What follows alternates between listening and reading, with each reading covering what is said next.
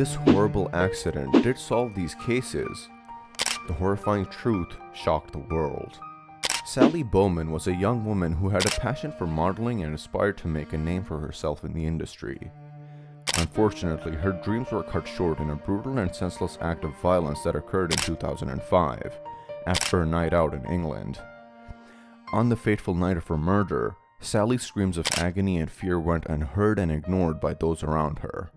Despite being in front of her house, none of her neighbors came to her aid until it was too late. Prepare yourself for a real-life crime narrative that is sure to leave you on the edge of your seat. Sally Bowman was born in the month of September 1987 in Castleton, a locality in South London. She was the youngest among her 4 sisters and inspired to make a name for herself in the entertainment industry. Alongside her dream, she worked as a hairdresser and continued her studies at the renowned Brit School, a prestigious music and theater conservatory known for grooming talents like Adele and Amy Winehouse. Standing tall at a height of 6 feet, Sally pursued her passion for modeling, which soon became her profession. She gained recognition in the industry, and her success led her to become the face of Swatch.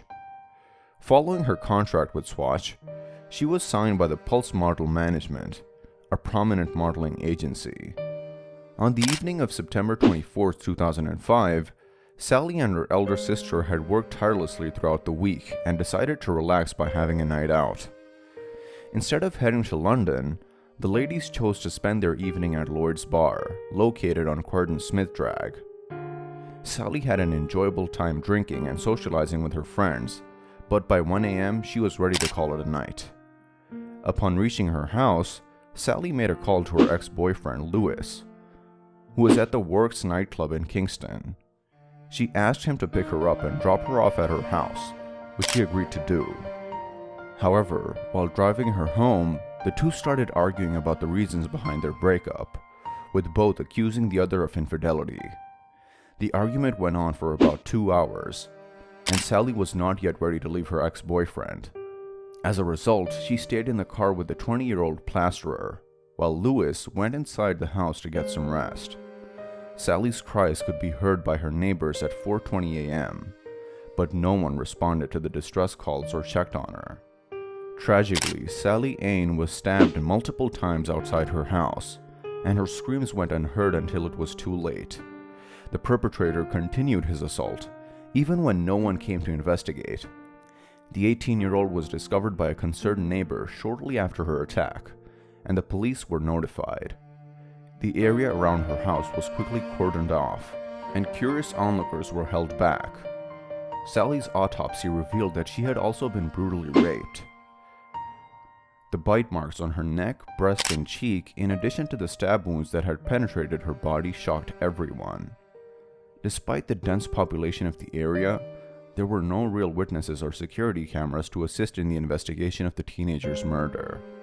However, one piece of evidence was discovered: the killer's DNA. Initially, Sally's ex-boyfriend, Lewis, was considered the prime suspect. Phone records revealed that he had threatened Sally over seeing other men. He was subsequently convicted for her murder. However, a DNA sample taken from the crime scene did not match him, leading to his release. The investigation into finding Sally Ain's murder continued in earnest, with the authorities still on the hunt for the perpetrator. Days after Sally's murder, DNA testing began in Croydon. Almost 5 months later, out of an estimated 340,000 residents, only 771 men provided blood and urine samples. By February, the police had exhausted all leads, and the investigation had made little progress. However, 4 months later, Sally's killer was finally caught.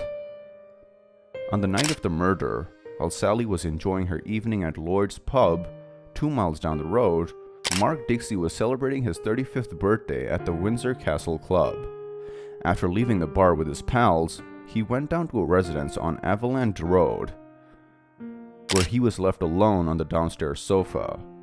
Dixie was arrested 9 months later in June after getting into a fight during a football match. In turn of events, Dixie's DNA samples were also taken. Dixie's DNA was eventually matched to the sample obtained from Sally Ann Bowman's body, leading to his arrest and conviction. Dixie was sentenced to at least 34 years in prison for the murder of Sally Ann Bowman, and has since admitted to killing her as well as 2 other women.